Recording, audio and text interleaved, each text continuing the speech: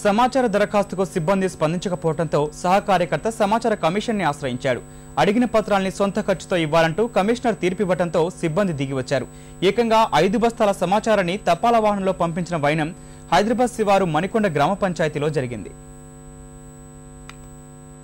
హైదరాబాద్ శివారు మణికొండ గ్రామ పంచాయతీల్లో అక్రమాలు చోటు చేసుకుంటున్నాయని భావించిన గ్రామవాసి రామలింగారెడ్డి సమాచార హక్కు చట్టం ద్వారా 2010లో దరఖాస్తు చేశాడు. పంచాయతీ పరిధిలో 2004 నుంచి లావాదేవీల వివరాలు ఇవ్వాలని కోరాడు. పంచాయతీ కార్యదర్శి సకాలంలో స్పందించకపోగా మరోమారు అడిగితే అరకొర సమాధానం ఇచ్చాడు. పూర్తి సమాచారం కోసం రామలింగారెడ్డి సమాచార కమిషన్ను ఆశ్రయించాడు. కేసును విచారించిన కమిషనర్ జాప్యంపై కార్యదర్శిని వివరణ కోరాడు. సంతృప్తికర సమాధానం ఇవ్వకపోవడంతో అడిగిన పత్రాల్ని సొంత ఖర్చుతో ఇవ్వాలంటూ తీర్పు చెప్పారు.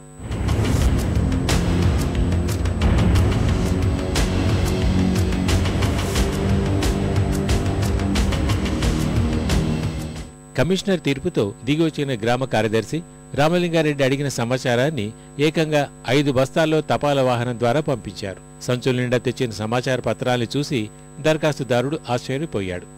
ఆ రోజు కమిషనర్ గారు అడిగితే విత్ ఇన్ 1 వీక్లో నేను అన్ని డీటెయిల్స్ మొత్తం విత్ సపోర్టింగ్ డాక్యుమెంట్స్ రిసీట్స్ అన్నీ ఇస్తా అని చెప్పి ఒప్పుకున్నాడు. 45 డేస్ తర్వాత మళ్ళీ కమిషనర్ గారిని అప్రోచ్ అయ్యి ఒక లెటర్ ఇచ్చాను. సెక్రటరీ గారు స్పందించి ఒక 5 పెద్ద బాక్సులు మా ఇంటికి పంపించాడు.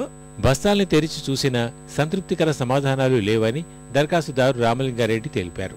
ఆశించిన మేర సమాధానం లేకుంటే మళ్లీ కమిషన్ను ఆశ్రయిస్తామన్నారు.